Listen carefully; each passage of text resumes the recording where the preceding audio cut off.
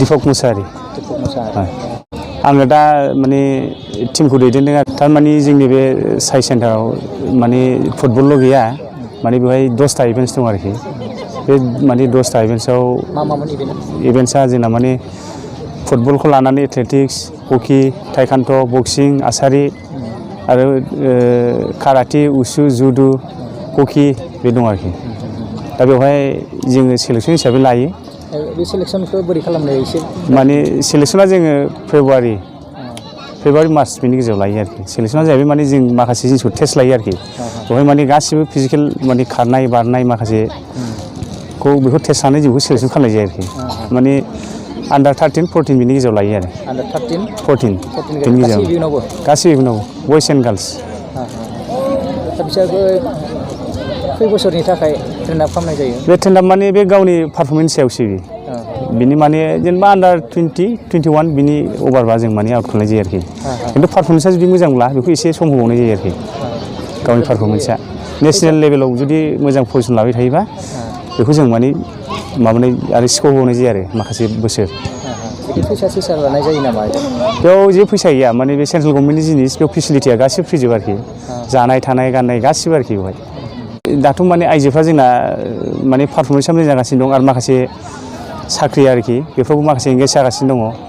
माखासे रेलाव थांबाय आरो माखासे पुलिसाव थांबाय आरो दा जोंना नैबाव नेसनेल प्लेयार दं माखासे बिसोरबो माने पारफरमेन्सआ मोजां जागासिनो दं माने दावखोगासिनो दं आरोखि जोंना बे आइजो लेभेलनिफ्राय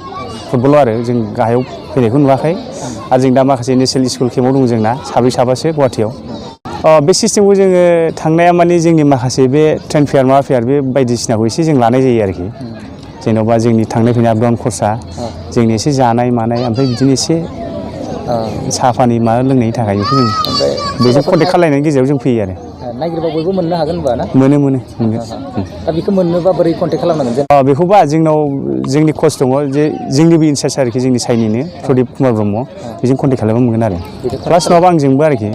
जोंथ' दा बर्थमान गेलेगासिनो दङ आरो जोंना दाख्लै मणिपुराव गेलेना फैदों माखासे बिनि टिमनिफ्रायनो आरोखि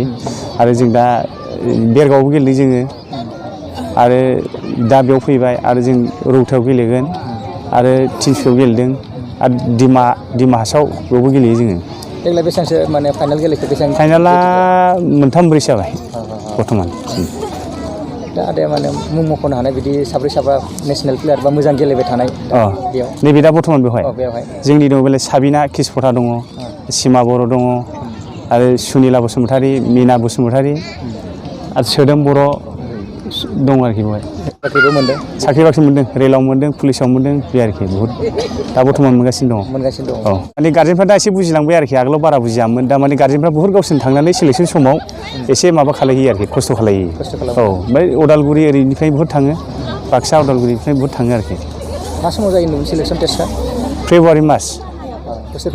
बोसोरफ्रामबो जोंहा फुटबलनि थाखाय बेसेबां लायो माने बेसेबां बेसे केटेगरि बेखौ जोङो माने माखासे टिमनिफ्राय आउट खालायो बिनि खथायाव जों सोयो आरोखि बे हिसाबै दा बे क'क्राझार साइ सेन्टारा बबेयाव दङमोन क'क्राझार टाउननि जोंनि दा बे बिटिसि सेक्रेटारिनि ओरै सानजाहा नियारेस्ट माने टाउन आरोखि दा दिनैनि गेमखौ माबायदि जागोन सानदों गेमखौथ' मोजाङै जागोन सानदों आं थारमाने जोंना बेनोसै आरो जोंथ' बायह्रानिखौ लानो मोना जोंना जोंनि टिमा बेनो आरो माखासेना दं हिसाबै आं दिनै बारा बुंनो हाया माने केम्पआव दं हिसाबै माखासे प्लेयारा जागोन थेवबो मोजां जागोन आं आसा खालायो आरो